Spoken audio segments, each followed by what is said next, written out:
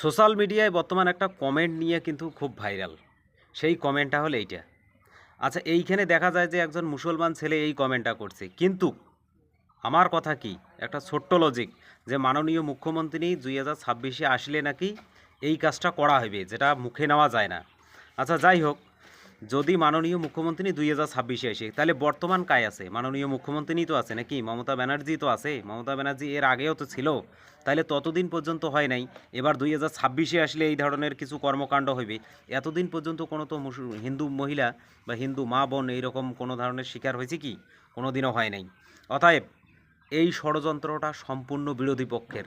বিরোধী পক্ষরা ষড়যন্ত্র করি এনে এই কমেন্টটা করছে। আর এই কমেন্টটার নাম দেওয়া হয়েছে মুসলমানের।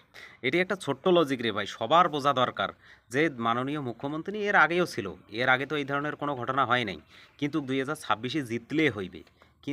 আরে ভাই, এই যে যে বিজেপির দালালগুলো এই ধরনের মানে এই কমেন্টটাকে নিয়ে ঘেউ ঘেউ করে দিচ্ছে, সেই দালালগুলোকে কওয়াচ্ছাং যে ভাই তোমরাগুলো দেখো যে এই যে কমেন্ট করা ব্যক্তিটা, তার নামে এফআইআর করা দরকার, তাকে নিশ্চয়ই পুলিশের আওতায় আনা দরকার।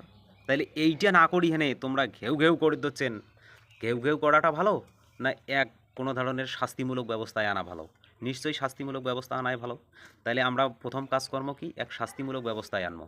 তা না করি আমরা খালি ঘেউ ঘেউ করি যাওয়া হচ্ছে সোশ্যাল মিডিয়ায়। যেগুলো সাধারণ হিন্দু মহিলা আছে, তাইলে ওমরাও দেখি হেনে কইবে যে রে ভাই, 2026-এ মনে হয় মমতা ব্যানার্জি জিতলে আমাদের সাথে এইরকম কিছু একটা হইবে।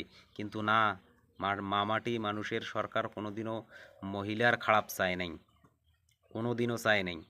আর যাক থাক, এই যে ছোট্ট লজিকটা তোমরা যদি বুঝি না পান, এটা কিন্তু ম্যাজিকে পরিণত হয়ে যাইবে। আর হ্যাঁ, আমরা এফআইআর করে না কেন জানেন? তার কারণ লোকটা হলো আমার নিজের। নামটা হয়তো ফেসবুকে আলাদা দিয়ে দিছে, কিন্তু লোকটা আমার নিজের। লোকটা যখন ধরা পড়বে, তখন দুইটা টিকে ডাং খাইলে তখন অটোমেটিক কয়া দিবে যে ওমা কোন দলের লোক। ওই জন্যে আমরা কিন্তু লোকটাক ধরা বাদ দিয়ে নে কমেন্টটা ধরি ঝাপাঝাপি না গাইছি। এই হল ব্যাপার। কমেন্টটা করি হেনে জানাইবেন যে তোমার মতামতটা কি।